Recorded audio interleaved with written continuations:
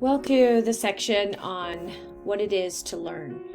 So in my manual, I go through a little bit about learning, and most importantly, learning is to gain knowledge or an understanding of a skill, and the definition of learning is by study, instruction, or experience. How do students learn? Skinner stated in 1968 that learners do not learn by passively absorbing knowledge from the world around them, but they must play an active role. Learners learn by doing, experiencing, and engaging in trial and error. The learner must engage in the behavior to learn and validate that learning has occurred. Assessing objectives, a teacher is being specific to what they want students to learn. They're creating measurable and achievable, result-oriented, and time-bound goals. Many of the most important or useful ways to teach are by lecturing, creating assignments, projects, or videos. But learning is a little bit more than just the activities you do. So what is learning? How do we effectively understand how to do this in the classroom? I'm going to show you a video now about what learning is. In the capital cities of different countries. How about learning how to drive a car when you were a little older, or learning how to do laundry? We use the term learning all the time in everyday life, but within the field of educational psychology, the term learning is actually a specific term. Different people use different words to define learning within educational psychology, but in general, we're talking about a step-by-step process in which an individual experiences permanent, lasting changes in knowledge, behaviors, or ways of processing the world. Let's go through a few examples of different types of learning you might hear about in the field of educational psychology.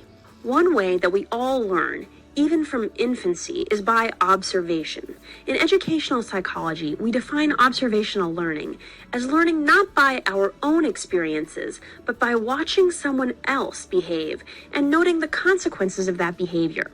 For example, we all learn how to speak as very young children by simply watching and listening to the people around us.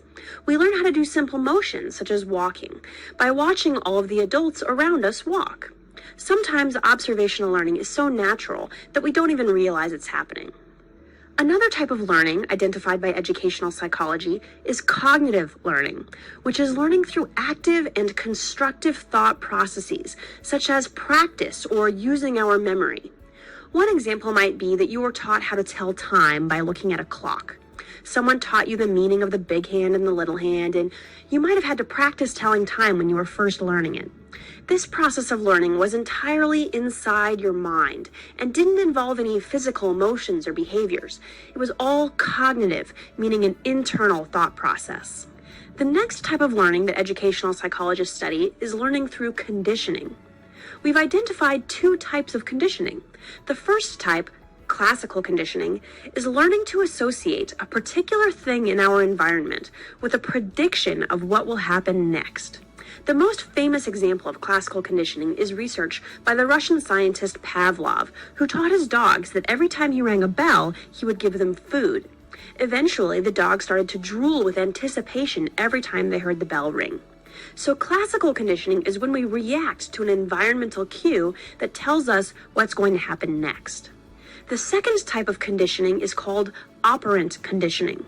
Here we learn that a particular behavior is usually followed by a reward. So we just discussed what learning was, but what do we mean when I'm saying integrating multimedia into learning? Well, this is D. O. G. Dog.